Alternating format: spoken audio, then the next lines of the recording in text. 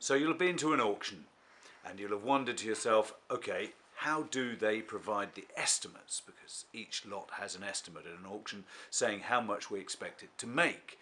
Well, is that all guesswork, or is it based in some way on reality and that sort of thing? Well, most of the time these estimates are based on previous sale results of other similar things, what we call a like-for-like valuation. And we will do that perhaps with years of experience, seeing hundreds and hundreds and hundreds of these same things, Victorian chest of drawers with 2/3 long and all that sort of thing, pieces of china that you see all the time. You would be able to say, yes, I've seen 500 of these making 20 or 30 quid, so therefore this one is likely to make that as well. Then you come across every so often things that aren't quite so common, things that you don't see all the time, rarer pieces. And when you come to those, what you do is you will do research. In the old days, you'd have used one of those old-fashioned paper things called a book. Nowadays, of course, we have many other things at our fingertips, including the internet, of course, and you will look on certain websites that will be not necessarily open to the public, that we subscribe to, which are full of figures and facts about certain specialist areas and auction results quite often. So we'll look for the piece we're actually trying to research, and we'll find other examples that way, most of the time. Now sometimes you'll come across items that aren't anywhere to be found, a one-off piece, a rare thing.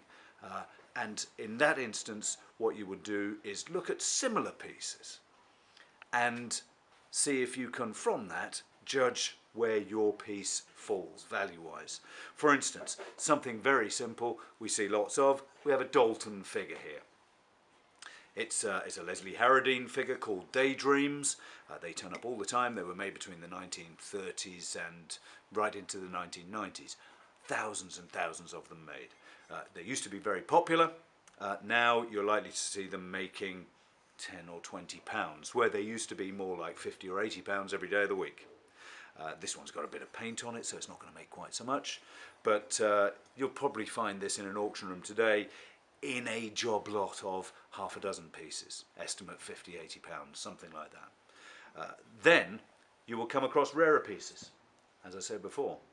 For instance, a piece like this wonderful tiger, which the more astute of you will know, of course, is a flambe, a blue flambe tiger. Blue flambe, you say, well, why would that be? Surely flambe is red. And you'd be absolutely right. Most of these are red. This one is in blue. It's a very rare colourway for this sort of piece. Designed by Charles Noak. You've got his signature down here. You've got the Dalton flambe mark here. Everything given away to a certain extent, apart from one thing.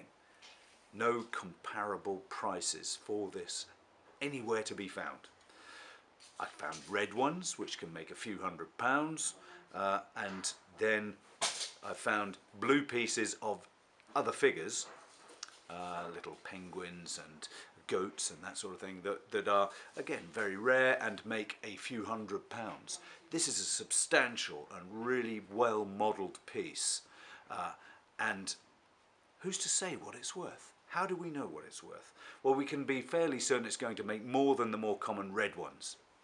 We can look at the other blue smaller figures and see what they make in comparison to their red equivalents, and then use simple equations, if you like, to work out, well, if that one's in red is worth £50 and in blue it's worth £500, well, then you'd use the similar margin for this sort of thing. We've put a value on this, I think, of around 1,500 to 2,000, because the actual red piece will make a few hundred. But as a one-off, who's to say that it won't make much more than that? And who's to say that we're right? What we're doing is we're second-guessing what somebody else is prepared to pay for this sort of thing. So that could be anything. It's who chickens out first at the auction, whose pocket dries up before the other. And it may well make a lot more than that. And when it makes 5,000, People will say, oh, you got your estimate wrong, but what they don't realise is it's not an exact science. All we can do is second guess with a certain amount of experience and acquired knowledge. What will happen? We'll have to see at the auction.